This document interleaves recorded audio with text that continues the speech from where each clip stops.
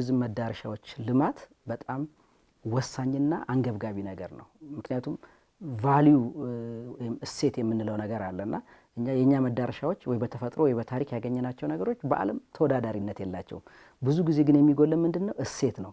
እንዴት አድርገን ነው ከፍ አድርገን ለገበያ የምናቀርበው የሚለው ነገር ነውና እነዚህ መዳረሻ ቦታዎች እየተሰሩ ያሉ በጠቅላይ ሚኒስትሩ ጽሕፈት ቤት ስራ ያሉ ፕሮጀክቶች በአጠቃላይ እነዚህ ነገሮች ወደ እያቀለሉልንና ጎብኚዎችን መሳብ ወደምንችልበት አቅጣጫ እያመሩ ስለሆነ ትልቅ ፋይዳ አላቸው።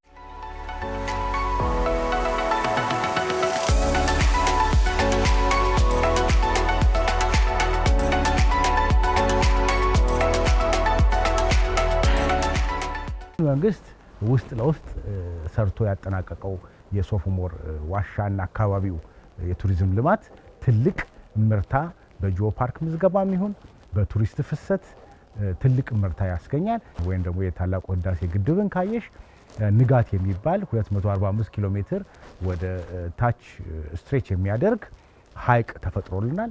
በዛ ላይ የውሃ ላይ ቱሪዝም ማካሄድ እንችላለን።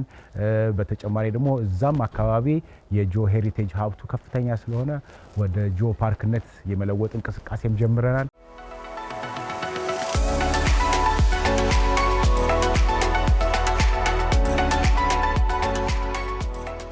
ትልቅ አቅም ነው የሚፈጥሩት እነዚህ የቱሪዝም መዳረሻዎች። ምክንያቱም ያው እንደሚታወቀው ከዚህ በፊት ወደ መዳረሻዎቹ የመሄድ መዳረሻዎቹ አካባቢ ያለው የዴስቲኔሽን ዴቨሎፕመንት የነበሩት እዛ አካባቢ ላይ ለሚኖሩ ኮሚኒቲዎች የሚሰጡት ጥቅም ውስን ነበር። አሁን ግን እነዚህ መዳረሻዎች በዚህ መልኩ ተሰርተው በዚህ መልኩ አምረው ብዙ ፋሲሊቲዎችን አሟልተው በአካባቢው ህብረተሰብም እንዲሁ አዲስ ገጽታ ሆነው መቀመጣቸው ትልቅ ፋይዳ አለው።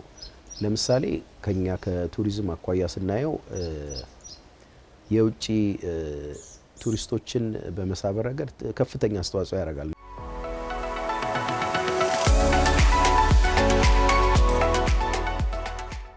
ትልቅ ፋይዳ አለው። ለምሳሌ ከኛ ከቱሪዝም አኳያ ስናየው የውጪ ቱሪስቶችን በመሳብ ረገድ ከፍተኛ አስተዋጽኦ ያደርጋል።